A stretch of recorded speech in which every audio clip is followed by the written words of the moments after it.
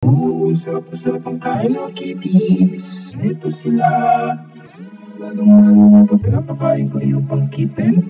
Mas malasa kasi. May mga customer ba naghihintay dalawa?